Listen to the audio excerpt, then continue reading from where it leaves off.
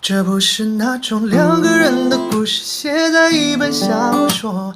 那小说里有谁会在花田里犯了错？这就是一首写给你听的一个 love song， 一直想写一首 love song， 你给了我一首。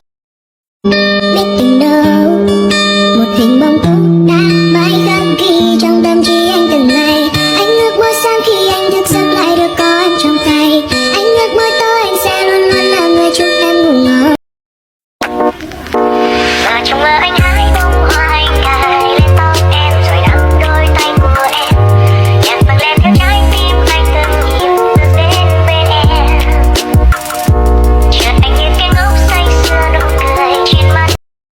Ba mẹ chờ mong em biết không, họ muốn có cháu bồng, chỉ cần ngồi với em chút thôi, được không?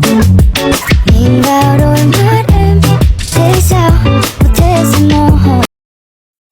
Biết từng đâu một hình bóng tối đã mãi khắc ghi trong tâm trí anh từng ngày. Anh ước mỗi sáng khi anh thức giấc lại được có em trong tay. Anh ước mỗi tối anh sẽ luôn luôn là người chung.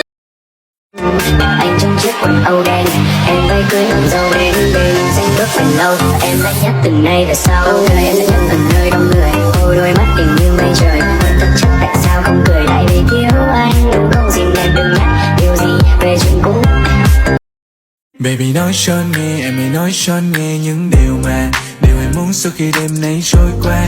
Là một trái tim hay những món quà. Em muốn đôi tay anh đặt ở những nơi đâu, anh đã nhắm đôi một từ những ngày đầu. Hàm niên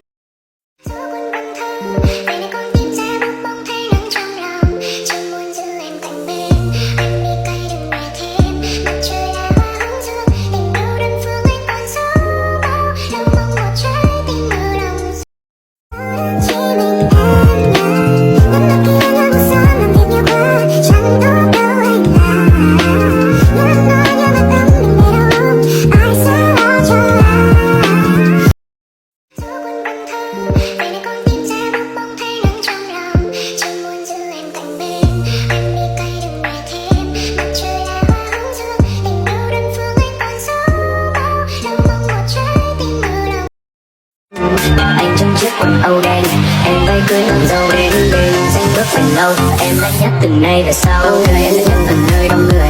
Ôi đôi mắt tình như mây trời, quên tất chất tại sao không cười. Tại vì thiếu anh đúng không gì em đừng nhắc điều gì về chuyện cũ. Bao chuyện qua anh đâu đâu hay, em một nơi đây như người say mộng anh. Đêm đã lên thêm anh giờ nơi đâu, sao mà trời đâu mong cho tiếng yêu. Bởi vì em cực kỳ yêu anh. Chỉ mình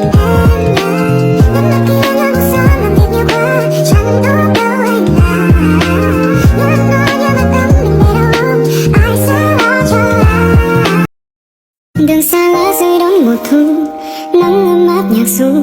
Nhớ em đến từng giờ dù trong giấc mơ, vờ như chẳng nhìn thấy một ai, chỉ có mỗi mình em. Rồi dạo bước tay nắm thẹn thùng trời mây mỉm cười.